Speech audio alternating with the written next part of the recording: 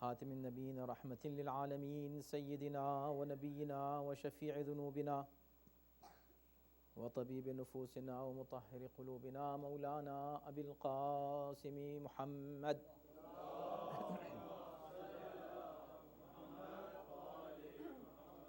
وآلہ الطیبین الطاہرین المعصومین المظلومین ولعنۃ اللہ علی اعدائہم اجمعین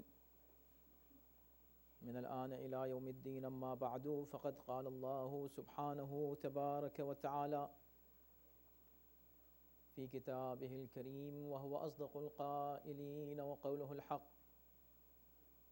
بسم الله الرحمن الرحيم إن الذين يتلون كتاب الله وأقاموا الصلاة وأنفقوا مما رزقناهم سرا وعلانية يرجون تجارة لن تبور صلوات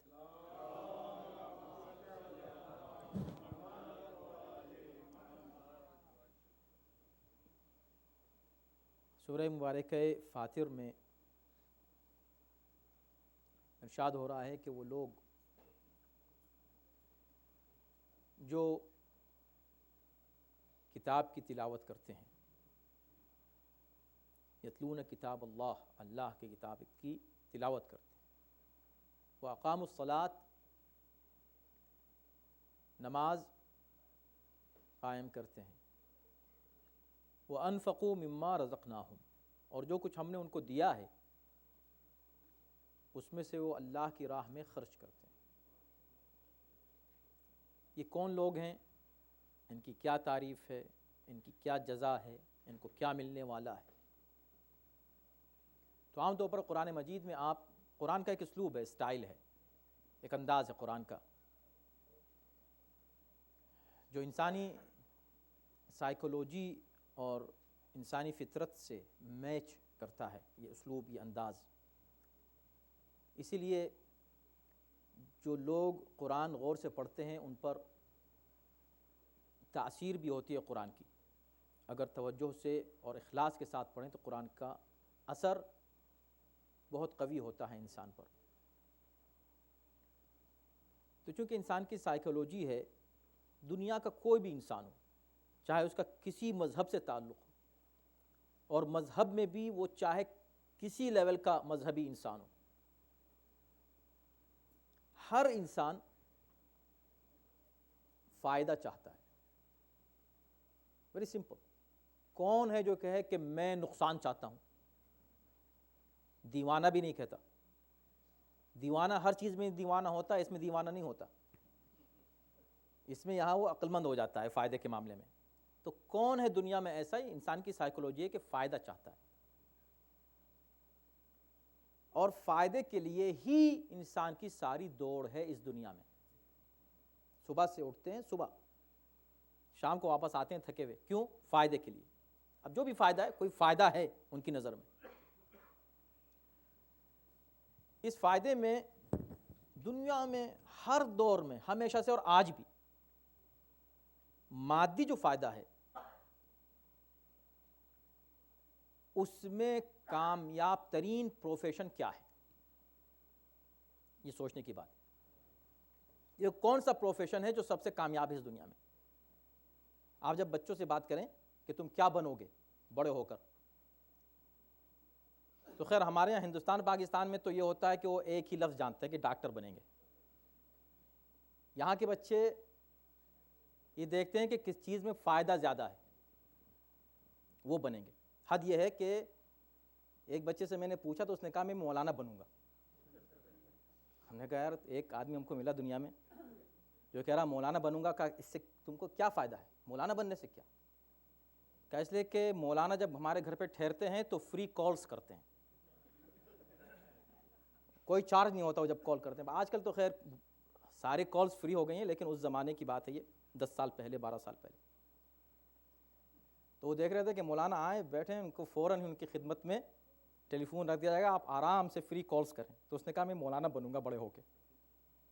تو اس کے دماغ میں بھی فائدہ تھا، اس نے سوچا شاید اس پروفیشن میں فائدہ زیادہ ہے۔ تو اب توجہ کیجئے گا، عجیب بات ہے کہ کون سا وہ پروفیشن ہے جس میں فائدہ زیادہ ہے؟ آج کے بچے یہی دیکھتے ہیں کہ بھی ہم دیکھیں گے. یہی وجہ ہے کہ جب وہ کالج جاتے ہیں تو کئی بار ہمارے یوتھ جو ہیں اپنا کافی ٹائم اسی میں ویسٹ کر دیتے ہیں کہ کون سی لائن وہ اختیار کریں, وہ میجر کیا, بلکہ کئی بار وہ ایک میجر لے کے پھر اس کو چینج کرتے ہیں, پھر چینج کرتے ہیں. تو بیچ میں ایک بات آ گئی ہے, اسی وجہ سے ہم لوگ کی ذمہ داری ہے, جو بزرگ ہیں ان سب کی ذمہ داری ہے کہ وہ بچوں کی کاؤنسلنگ کا بھی انتظام کریں اور ان کو صحیح گائیڈنس دیں اس وقت جب کہ وہ ایک ایسی سچویشن میں ہوتے ہیں جب ان کو ڈیسائیڈ کرنا ہوتا اپنی کیریئر کہ ہم کو مستقبل میں کیا بننا ہے. جو بھی بننا ہے, بننا وہ ہے جس میں فائدہ زیادہ ہے. صحیح ہے بات. اب ایک پروفیشن ایسا ہے جس میں کوئی شک ہی نہیں ہے کہ سب سے زیادہ کامیاب ہے اس دنیا میں, مگر اس پروفیشن میں جانا اس لیے مشکل ہے کہ اس کے لیے پہلے انویسٹمنٹ کی ضرورت ہوتی ہے. اب وہ پروفیشن کہیے یا اس کو آپ آذوقے کے لیے اس کی ایک جاب سمجھیے, جو بھی آپ کہیے.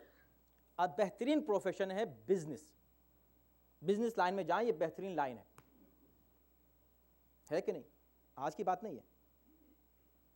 ہر دور میں بزنس کامیاب ترین ایکٹیویٹی رہی ہے فائدے کے لیے. تو اگر آپ کو اتنی رقم مل جائے کہ آپ اس کو کسی اچھی جگہ انویسٹ کر کے ایک اچھا کوئی بزنس شروع کر سکیں, تو کیا آپ یہ اپورچونٹی چھوڑیں گے؟ ہر ایک سے سوال ہے میرا, بچے سے لے کر اور بوڑھے تک.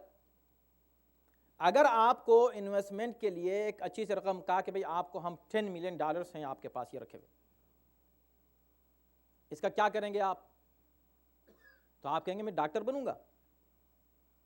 10 ملین رکھنے کے بعد آپ کہیں گے میں ڈاکٹر بنوں گا, کہیں گے میں بزنس کروں گا, یہ نیکسٹ ایئر یہ 15 ملین ہو جائیں گے, اس کے بعد یہ 20 ہوں گے, اور ایسا بزنس کروں گا اور ویسا بزنس کروں گا. 10 آئیڈیا آپ کے دماغ میں آئیں گے. تو آئیڈیا ہوتے ہیں, پیسہ نہیں ہوتا, پیسے ہوتے ہیں, آئیڈیا نہیں ہوتے. اس لیے بزنس میں ہر انسان کامیاب بھی نہیں ہوتا. نتیجہ گفتگو کیا ہے کہ سب سے اچھا کام اس دنیا میں فائدے کا ہے بزنس. جاب تو نوکری ہے, آپ کسی اور کے بزنس کو بڑھانے کے لیے اس کا ایک گویا پرزہ بن گئے اس کی مشین کا.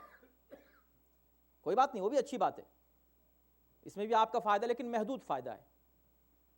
خود یعنی شریعت جس کو اچھا کہ آپ سوچیں کہ جس میں یہ کہا جائے کہ 10 رزق کے 10 حصے ہیں, اس میں 9 حصے رزق اللہ نے تجارت میں رکھا ہے. آپ سوچیں, آپ جب تجارت میں 9 حصے شریعت کہہ رہی ہے کہ رکھا اللہ نے, تو تجارت اور بزنس سے بہتر کیا بات ہو سکتی ہے؟ یعنی ہمارے بچوں کو بزنس کی طرف جانا چاہیے. مگر وہی مسئلہ ہے کہ جانا چاہیے. مولانا بزنس پتہ ہے کس کو کہتے ہیں؟ بزنس کسی دکان کھولنے کا نام نہیں ہے. مگر میں کہتا ہوں کہ بھئی سٹارٹ تو اسی دکان کھولنے سے ہوتا ہے, کسی بزنس کو کم نہ سمجھا جائے. اینی وے, مختصر کیا ہے توجہ, میں بات کو پھیلانا نہیں چاہتا لیکن ایک نتیجے تک آپ کو پہنچانا چاہتا ہوں. بات اتنی دلچسپ ہے کہ ہر شخص کتنے غور سے سن رہا ہے مجھ کو پتا ہے. مسئلہ بزنس کا ہے. بزنس سے اچھا کوئی ٹاپک نہیں ہے کسی کے لیے بھی. اچھا, یہ بات آپ نے کہہ دی. اب یہاں میں دیکھ رہا ہوں کئی بزنس ماشاءاللہ کامیاب بزنس مین یہاں بیٹھے ہیں الحمدللہ, اللہ ان کی بزنس میں اور اضافہ فرمائے. اور مجھے گھور گھور کے دیکھ رہے ہیں کہ آپ کہاں اور بزنس کہاں, اور ممبر پر بیٹھ کے آپ بزنس کی بات کرنے لگے. آپ کو پتہ بھی ہے کہ نہ صرف آئیڈیوں سے بزنس چلتا ہے اور نہ صرف انویسٹمنٹ سے بزنس چلتا ہے اور نہ صرف اپرچونٹی سے بزنس چلتا ہے. بزنس ہر کوشش کے بعد بھی رسک کا نام ہے. کبھی بھی بزنس آپ نے پورے کیلکولیشنز اپنے کیے کہ یہ کامیاب ہوگا, مکمل. جو لوگ ایکسپرٹس ہیں کسی ایک کلائنٹ کو, انہوں نے کہا کہ اگر آپ یہاں مثلا آئل کمپنی میں آپ انویسٹ کریں گے, فور شیور ہم آپ کو شیورٹی دیتے ہیں 2 سال میں 5 سال میں آپ کا سرمایہ ڈبل ہو جائے گا. وہ جو شیورٹی ہے نا, بس اپنے علم کے اعتبار سے, اپنے کیلکولیشنز کے اعتبار سے انہوں نے کہہ دیا, مگر پھر بھی وہ یہی کہیں گے رسک از اسٹل دیئر. ہم کہہ تو رہے ہیں پتہ نہیں حالات کیا بن جائیں، اور بزنس بجائے کامیابی کے ناکام ہو جائے. کیونکہ اگر ایسا ہوتا تو پھر کوئی بزنس ناکام ہوتا ہی نہیں. کون ایسا نادان ہے کہ جو بزنس شروع کرتا ہے نقصان کے لیے؟ ہر بزنس شروع کیا جاتا ہے فائدے کے لیے. آپ نے دیکھا کہ 10 میں سے 5 بزنس ناکام ہیں. بات واضح ہے؟ تو اس کا مطلب یہ ہوا کہ کتنے بھی آپ کے پاس ریسورسز ہو جائیں اچھا بزنس شروع کرنے کے لیے بہترین، اس کے بعد بھی یہ رسک رہتا ہے کہ یہ تجارت، یہ بزنس ہو سکتا ہے فیل ہو جائے. بات ختم ہو گئی. اب جو میں نے آیت آپ کے سامنے پڑھی اور جو ٹکڑا روک لیا تھا اور جس کے لیے میں نے اتنی بڑی تمہید باندھی، وہ پڑھتا ہوں آپ کے سامنے، پھر سے پڑھتا ہوں پوری آیت. جو لوگ دیکھیں قرآن کس طرح گفتگو کرتا ہے انسان سے، سائیکولوجی انسان کی جانتا ہے نا. جو لوگ قرآن کی تلاوت کرتے ہیں، نماز پڑھتے ہیں، اور جو کچھ ہم نے ان کو دیا ہے اس میں سے اس کی راہ میں خرچ کرتے ہیں، تو کیا ہوتا ہے؟ ان کو جنت ملتی ہے، وہ بڑے کامیاب ہو جاتے ہیں. کیا ہوتا ہے؟ نہیں.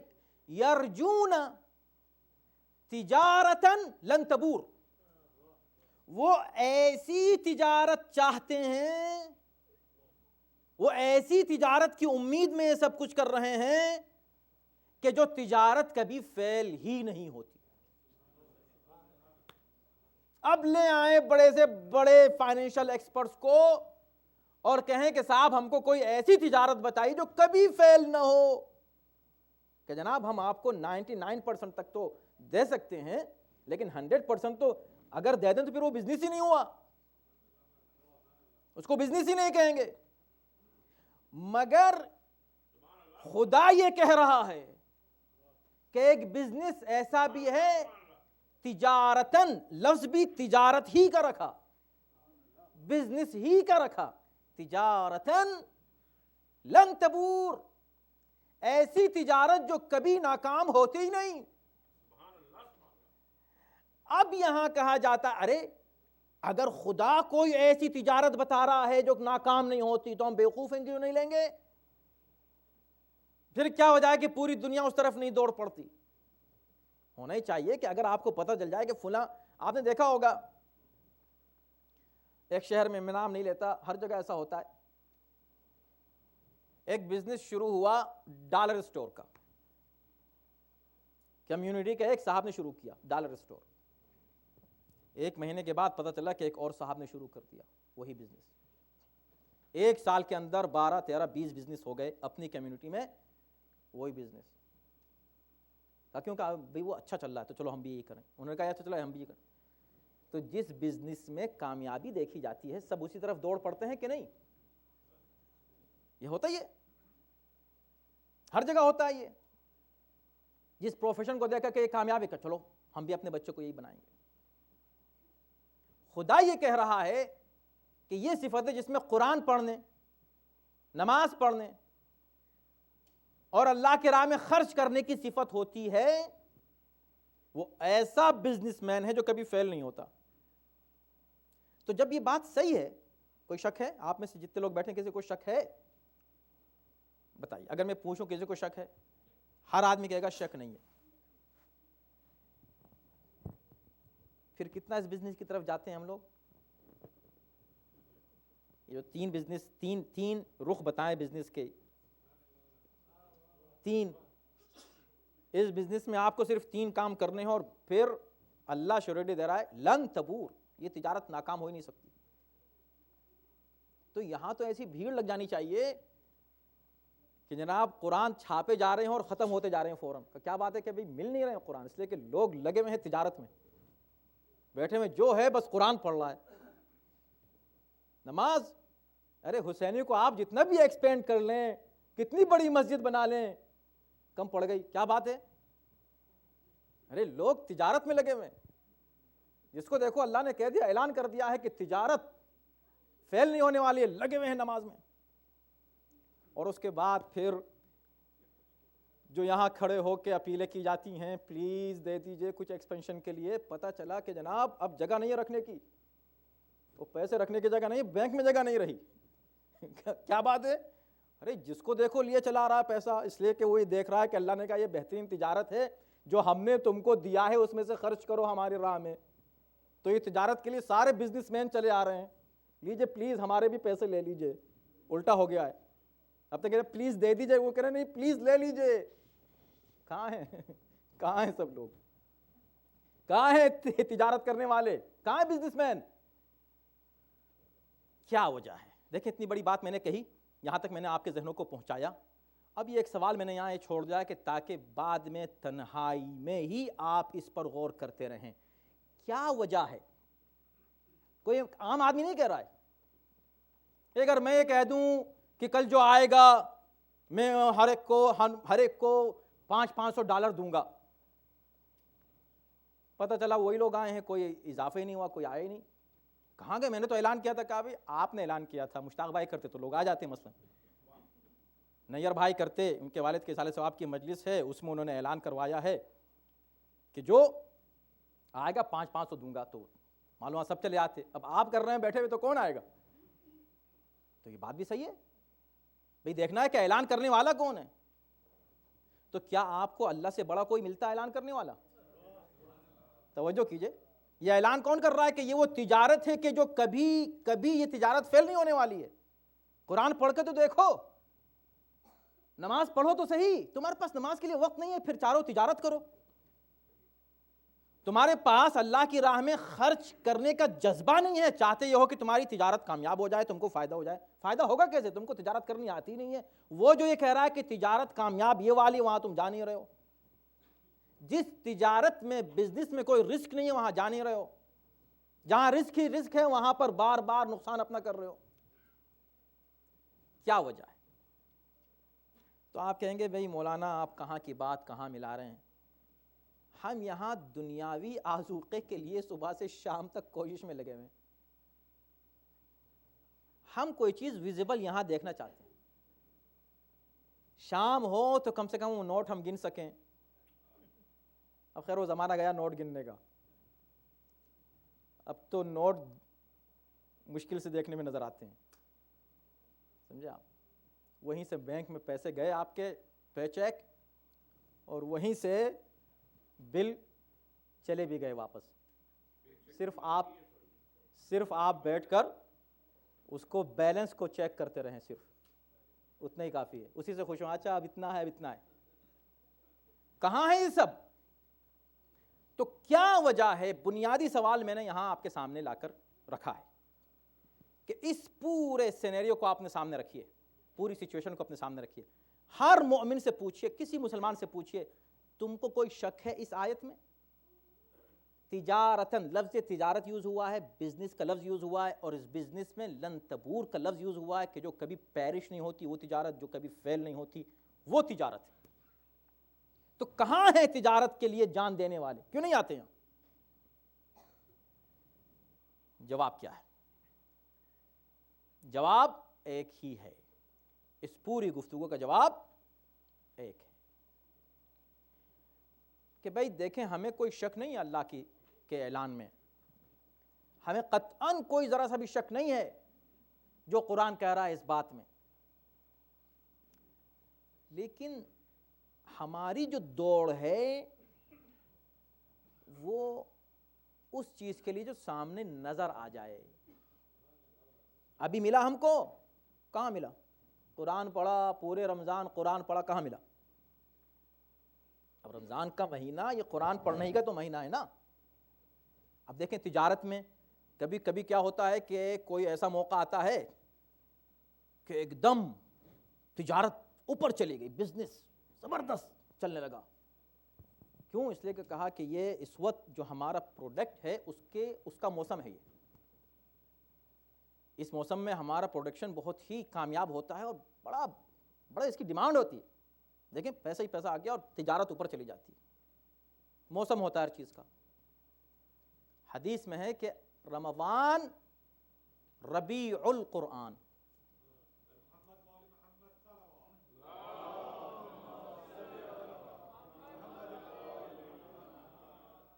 رمضان قرآن کے لیے سپرنگ کا مہینہ ہے. موسم بہار ہے ربیع القرآن. اس موسم بہار میں بھی ٹائم نہیں مل رہا ہے بزنس پیپل کو.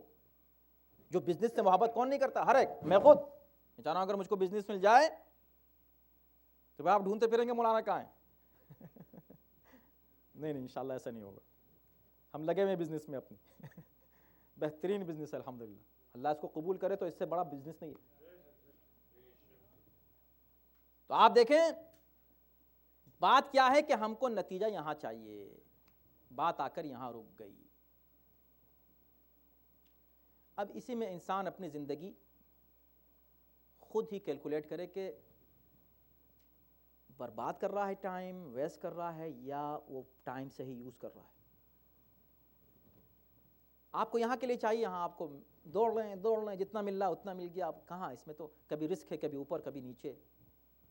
اور وہ جو خدا کہہ رہا ہے کہ یہ کبھی ختم نہیں ہونے والا ہے، اس کے اوپر توجہ نہیں ہے. اب پتہ نہیں، میں ایک ایسے نازک مرحلے پر آ گیا ہوں اور مجلس کو تمام بھی وقت پہ کرنا ہے مجھے. اور کبھی کبھی ایک پیغام ایسا ہوتا ہے جو بہت ہارڈ ہوتا ہے، بہت مشکل ہوتا ہے اس کو پہنچانا کہ بھی کن الفاظ میں پہنچایا جائے کہ بات صحیح طریقے سے پہنچ سکے. ہم سب جتنے بھی دنیا میں ہیں مسلمان، سب کا یہی حال ہے. اللہ کی طرف سے بار بار اعلان ہو رہا ہے. کتنے قرآن پڑھتے ہیں ہم لوگ؟ رمضان میں ایک قرآن ختم کرنا کیا مشکل ہے. روزانہ 20 منٹ سے لے کر جو بہت ہی سلو قرآن پڑھتے ہیں ان کے لیے 1 گھنٹہ، بہت سلو. اور پھر اگر وہ ریشو اگر آپ بڑھاتے جائیں تو جیسے 30 دن میں ان کی سپیڈ اور تیز ہو جائے گی، تو پھر وہی جا کر ایوریج آدھے گھنٹے کا آتا ہے آخر میں. کتنا آدھا گھنٹہ دے رہے ہیں؟ ٹائم نہیں ہے اس تجارت کے لیے. اقام الصلاۃ، نماز الحمدللہ جماعت کی نماز میں کثیر تعداد میں شریک ہوتے ہیں، لیکن 5 نمازیں. مسئلہ رمضان کا نہیں ہے، مسئلہ تو روزانہ کا، ہمیشہ کا ہے. وَأَنفَقُوا، تجارت ہے یہ جو آپ کہیں خرچ کرتے ہیں تجارت ہے.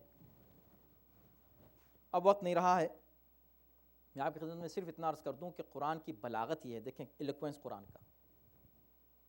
کہیں پر قرآن نے یہ کہا کہ ينفقون اموالہم، اپنے مال خرچ کرتے ہیں. یہ اسپیسیفک ہو گیا، مال خرچ کرتے ہیں. اور کہیں کہا ہے ينفقون مما رزقناہم، جو کچھ ہم نے ان کو دیا ہے رزق اس میں سے خرچ کرتے ہیں. یہ زیادہ کمپریہنسیو ہے اس کا مفہوم. کیوں؟ اس لیے کہ جو کچھ آپ کے پاس ہے اس کے خرچ کرنے کا نام انفاق ہے. علم ہے آپ کے پاس، سکلز ہیں آپ کے پاس، طاقت ہے آپ کے پاس، قوت ہے آپ کے پاس، اختیار ہے آپ کے پاس، ٹائم ہے آپ کے پاس، جو کچھ بھی آپ کے پاس ہے اس کو آپ اللہ کی راہ میں خرچ کر رہے ہیں. یہ رزق ہے اللہ کا، آپ اس کو اللہ کی راہ میں خرچ کر رہے ہیں. اس لیے میں اکثر کہتا ہوں، اس کو میں پھر دہراتا ہوں اور بار بار دہراؤں گا، جب آپ آئیں سینٹر میں اس کو ایز اے پیغام لیا کریں. جب آپ سینٹر میں آئیں تو نماز پڑھنے کے لیے آتے ہیں نا، مجلس سننے کے لیے آتے ہیں، یہ ایک پرپز ہوا. لیکن اس کو ذہن میں رکھیے، بہترین مومن وہ ہے جو مہمان بن کر نہیں آئے. سینٹر میں آپ جب آئیں مہمان بن کر نہیں آئیں.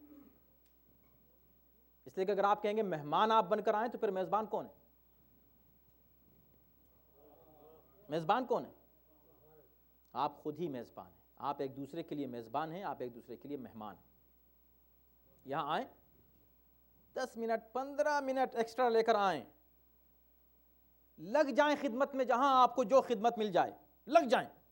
یہ توفیق الہی ہے. یہ بہت بڑی تجارت ہے جو آپ 10 منٹ اگر آپ صرف کر دیں. ایسا بھی ہو سکتا ہے کہ آئے اور نکل گئے، تو یہ ایک فارمیلٹی ہو گئی. اس انداز سے نہیں. حسن اور خوبی ایک مومن کی یہ ہے کہ جب ایک مومن سے ملے، سوشلائزیشن کے لیے ٹائم الگ سے لیا کریں. مجلس کا ٹائم، پروگرام کا ٹائم سوشلائزیشن میں نہیں لگایا کریں. الگ سے آدھا گھنٹہ ایکسٹرا لے کر آنے کی کوشش کیا کریں. مومن سے مومن ملتا ہے. یہ خود ایک طولانی موضوع ہے اور سبجیکٹ ہے کہ اس کے کتنے ثوابات لکھے ہوئے ہیں, مومن کے جو حقوق ہیں اس کے, ایک مومن کا دوسرے مومن پر کیا حق ہے, صرف مصافحے سے کتنے ثواب, صرف ایک دوسرے کو دیکھ کر مسکرانا, صرف سلام کرنا, صرف مزاج پرسی کرنا, کتنا ثواب ہے. آئے کریں اور لگ جائیں کام میں, ایسے لگ جائیں بھائی بہنوں کی طرح یہاں رہیں, بالکل فیملی کے اسٹائل میں لگ جائیں, جہاں مل جائے خدمت. اور پوچھیں جو لوگ جنہوں نے اپنی ذمہ داری لی ہوئی ہے مزید خدمت انجام دینے کی, ان سے پوچھیں کہ ہم اور کیا خدمت کر سکتے ہیں, بتائیے ہمارے پاس اتنا 10 منٹ کا ٹائم ایکسٹرا ہے, بتائیں ہم کیا کریں. تو یہاں جب اس منزل تک انسان پہنچتا ہے تب وَأَنفَقُوا مِمَّا رَزَقْنَاهُمْ, ہم نے جو کچھ ان کو دیا ہے اس میں سے خرچ کرتے ہیں. اس کا مطلب صرف پیسہ نہیں ہے, پیسہ بھی ہے مگر صرف پیسہ نہیں ہے. مما, جو بھی آپ کو دیا ہے, آپ کو صلاحیت دی ہے بولنے کی تو آپ بول کر اسلام کی طرف لوگوں کو بلا رہے ہیں, آپ کو صلاحیت دی ہے لکھنے کی تو آپ تحریریں لکھ رہے ہیں, اسلام کا دفاع کر رہے ہیں, آپ کو صلاحیت دی ہے اللہ نے کچھ کام کرنے کی تو آپ وہ کام کر, جو بھی آپ کے پاس ہے مما رزقناہم وانفقوا مما رزقناہم. جب ایسا ہو جائے گا تو یرجون تجارتن, یہ ایسی تجارت کے خواہش مند ہیں کہ لن تبور, جو تجارت کبھی ختم نہیں ہوگی. تو جو پیغام میں دینا چاہ رہا تھا احتیاط کے ساتھ وہ یہاں ہے. ہم اہل بیت کے چاہنے والے, ہمارا معیار فکر کا اتنا بلند ہونا چاہیے, اسپرچولیٹی ہماری روحانیت اتنی بلند ہونی چاہیے, اور یہ سخت کام ہے بے شک, لیکن اتنی بلند ہونی چاہیے کہ جب ہم کہیں یا لیتنا کننا معکم تو ہماری نظر میں وہ پوری سچویشن ہو, کاش ہم آپ کے ساتھ ہوتے. کس کے ساتھ ہوتے؟ ہم جن کے ساتھ ہونے کی تمنا کر رہے ہیں وہ لوگ تھے جنہوں نے اس تجارت کو حقیقی معنی میں سمجھا تھا. وہ لوگ وہ تھے کہ جن کی نظر میں تجارت کا مفہوم وہ نہیں تھا جو ہماری نظر میں ہے.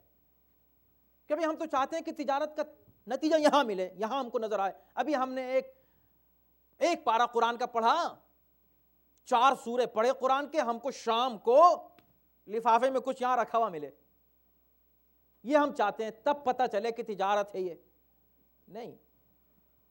کربلا والوں کا نظریہ یہ نہیں تھا. کربلا والوں کا نظریہ یہ نہیں تھا کہ جو ہم کر رہے ہیں وہ ہم کو یہاں مل جائے. یہاں بھی مل سکتا ہے تو اللہ کی مرضی ہے, یہاں دینے والوں کو یہاں بھی اللہ دے دیتا ہے, لیکن یہاں وہ نہیں دیتا جزا جو اس نے وعدہ کیا ہے, وہ بڑی جزا یہاں نہیں ملنے والی ہے.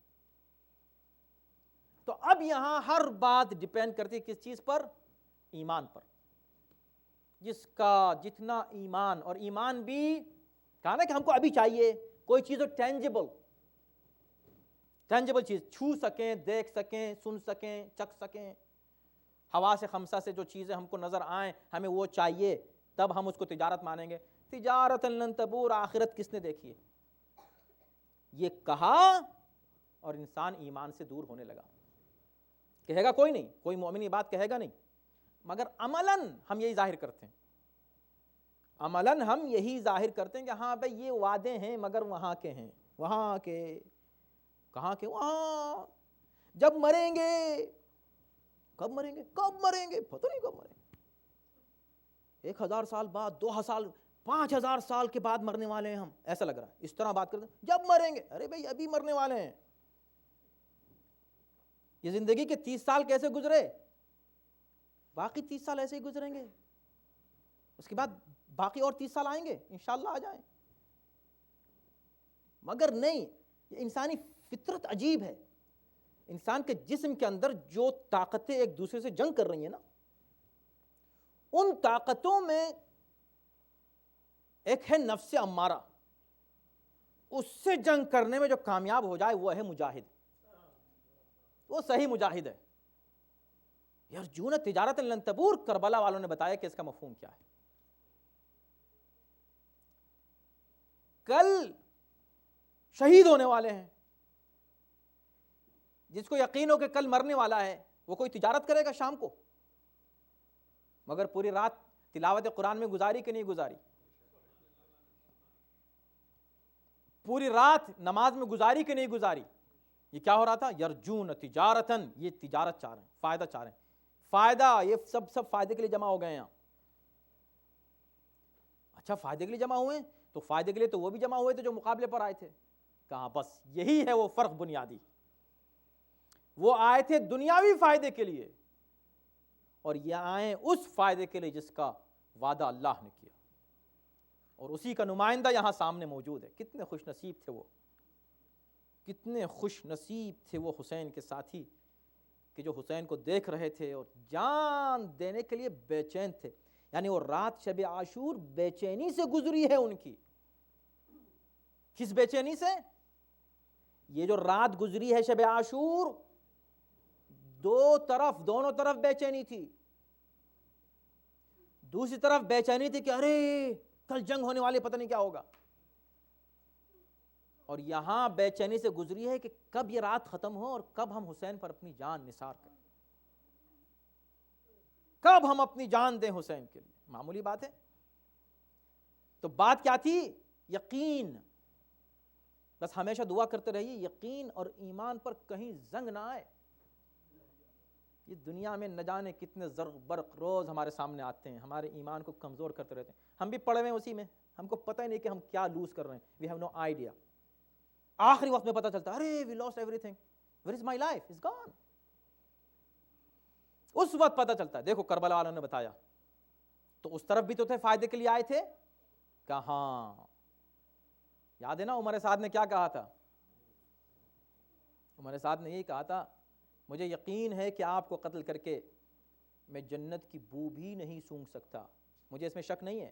اے حسین، آپ سے جنگ کرنے کے بعد مجھے اس میں ذرا بھی شک نہیں ہے کہ مجھے جنت نہیں ملنے والی ہے. دیکھیں آپ یقین، اس کا بھی یقین تھا، وہ بھی یقین پر تھا. تو کہا پھر کیوں قتل کرنے آیا ہے؟ کہا اس لیے کہ جنت تو وعدہ ہے، مریں گے تو ملے گی، ہم کو یہاں چاہیے، یہاں. دیکھیں میں کہاں سے آپ کو کہاں تک لے آیا.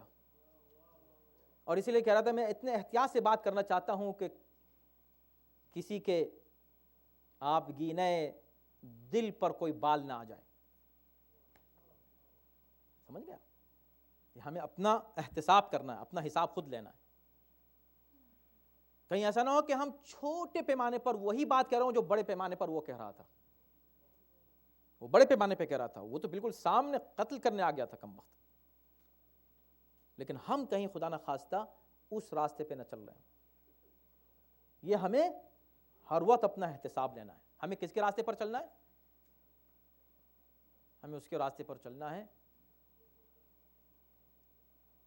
کہ آبس شاکری جنگ کرنے کے لیے جب نکلتے ہیں، تھوڑی دیر جنگ کرتے ہیں، ان کا نام کا دبدبہ تھا، بہادر انسان تھے، بہت معروف عرب کے بہادر اور طاقتور اور جنگجو تھے جناب آبس شاکری. طویل القامت، قوی ہیکل، طاقتور، ان کے روب سے لوگ بھاگتے تھے. اور آبس اسی مادے سے جس سے عباس ہے، اس کا بھی شاید اثر رہا ہو. جنگ کرتے کرتے جب دیر ہو گئی اور لوگوں کو مار رہے ہیں لیکن شہادت ابھی سامنے نہیں آئی اور شوق شہادت ہے، تو اپنی زرہ اتار کے پھینکنے لگے. زرہ، وہ زرہ جو تلواروں کو روکتی ہے. تو کسی نے پیچھے سے کہا آبس کیا مجنون ہو گئے ہو؟ مجنون ہو گئے ہو؟ دیوانے ہو گئے ہو؟ تاریخ نے عجیب جواب نوٹ کیا ہے جناب آبس کا. ہماری جان نثار حسین کے ایسے ساتھیوں پر جیسے کسی نے کہا مجنون ہو گئے ہو، دیوانے ہو گئے ہو، تم زرہ اتار کے پھینک رہے ہو تلواروں میں، اس تیر کی بوچھار میں. تو فوراً جواب دیتے ہیں ہاں حب الحسین اجننی، حسین کی محبت نے مجھے دیوانہ کر دیا، حسین کے عشق نے مجھے مجنون کر دیا ہے. یہ عشق حسین ہے. عجیب منزل ہے عشق حسین میں. دنیا کا عشق اور حسین کا عشق ایک جگہ نہیں آ سکتے، دونوں جمع نہیں ہو سکتے دونوں. دنیا آ سکتی ہے عاشق حسین کے پاس، عشق دنیا نہیں آ سکتی۔ دنیا آ سکتی ہے قدموں میں، محبت دنیا نہیں آ سکتی۔ محبت صرف حسین کے دل میں، اور حسین کی بھی اس لیے کہ حسین کی محبت رسول کی محبت، رسول کی محبت اللہ کی محبت۔ عابس شاکری، ہر صحابی ایسا تھا، ہر صحابی ایسا تھا کہ جس نے یرجون تجارتا لن تبور کا نمونہ پیش کیا ہے، عجیب منزلیں پیش کی ہیں، وہ آگے کی منزلیں۔ خیر یہ تو وہ ساتھی ہیں جو مسلسل حسین کے ساتھ رہے ہیں۔ اب ایک ساتھی وہ بھی ہے کہ جو ابھی چند گھنٹے پہلے ساتھی بنا ہے، ابھی تک اس طرف تھا، جو دنیا کے لیے آئے ہیں، اچانک ایک رات نے اس کو تبدیل کر دیا۔ یہ حسین کی ایک رات کی مہلت نے اسے یہ موقع دیا کہ وہ حسین کی طرف آ جائے۔ بس آپ کی زحمت تمام کرنا 2 جملوں میں، سمجھ گئے آپ کون ہے یہ وہ ہے کہ جس نے حسین کے بچوں کو تڑپتا ہوا پایا اور الاتش کی آوازوں نے اس کو تڑپا دیا، خواب غفلت سے بیدار ہوا، اپنے بھائی کے ساتھ بیٹے کے ساتھ حسین کی خدمت میں آیا۔ اب دیکھیں دنیا کی تجارت کی بات میں کر رہا تھا، مال و دولت انسان کا اصل گول اور ٹارگٹ ہے، لیکن یہ مال و دولت سے بھی بڑھ کر جو چیز انسان کو پیاری ہوتی ہے وہ اس کی اولاد ہے۔ وہ اولاد کے لیے سب کچھ کرتا ہے۔ وہ اپنے ساتھ پوری کائنات لے کے چلا حسین کی بارگاہ میں، اور آنے کے بعد سر کو جھکا دیا، آقا یہ سر اٹھے گا نہیں قدموں سے جب تک آپ مجھے معاف نہیں کر دیں گے۔ اور جب حسین کی طرف سے معافی مل گئی تو اب دیکھیں پیک قربانی کی، اور دیکھیں تجارت لن تبور کا جذبہ کہ ایک مرتبہ حر آگے آتے ہیں، آنے کے بعد ہاتھوں کو جوڑ کر عرض کرتے ہیں کہ آقا مجھے جنگ کی اجازت دیجئے۔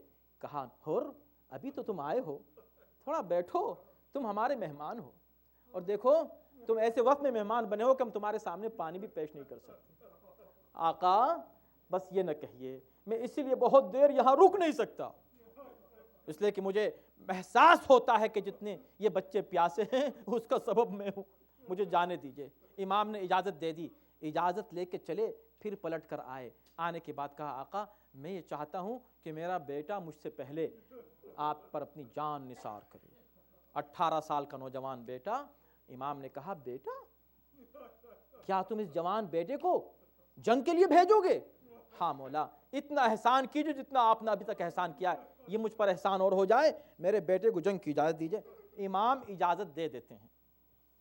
اب یہ پہلا شہید ہے، جنگ کرتے کرتے 18 سال کا نوجوان بیٹا، اور عجب اتفاق ہے کہ تاریخ نے اس کا نام بھی علی رکھا۔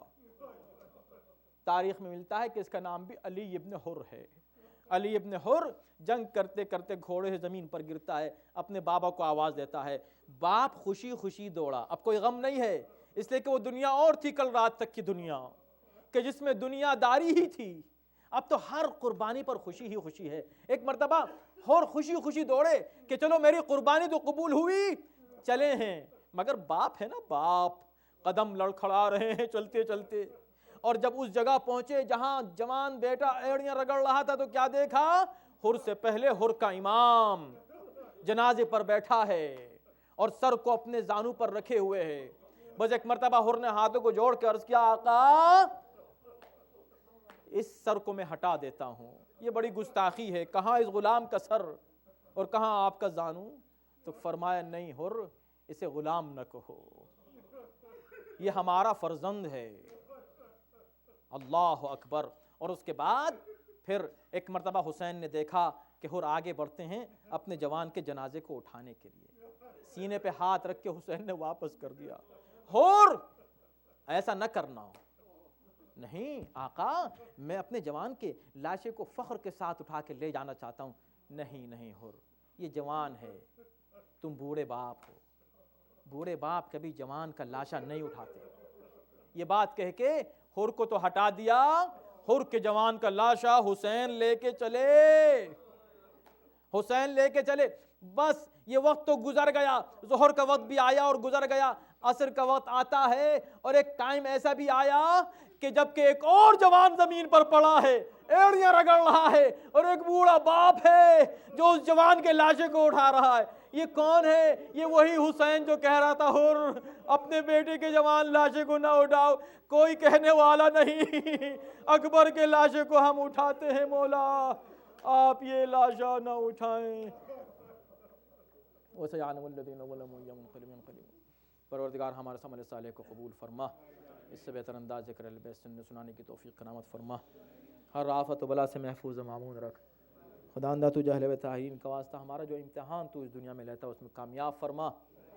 یا اللہ حب دنیا ہمارے دلوں میں جاگزی نہ ہو سکے، یا اللہ حب اہل بیت اور حب الہی ہمیشہ ہمارے دلوں میں باقی و قائم رہے، اس میں اضافہ فرما، ان کی اطاعت کی توفیق کرامت فرما۔ دنیا میں جہاں جہاں اہل بیت کے چاہنے والے آباد ہیں ان کو امن و امان اور سکون کرامت فرما، جو مومنین بیمار ہیں ان کو صحت و شفا کرامت فرما۔ خداوندہ امام زمانے کے ظہور میں تعجیل فرما، ان کی اعوان و انصار میں ہم سب کو داخل و شامل فرما۔ ایک بار اور آپ سے گزارش ہے سورہ فاتحہ پڑھ کر ان مرحومین کے لیے ثالث فرمائیں جن کے لیے یہ مجلس منعقد کی گئی تھی، اور اپنے مرحومین کے لیے، اور دنیا میں جہاں جہاں حب اہل بیت کے جرم و مومنین شہید ہوئے ان کے لیے۔ ایک سورہ فاتحہ۔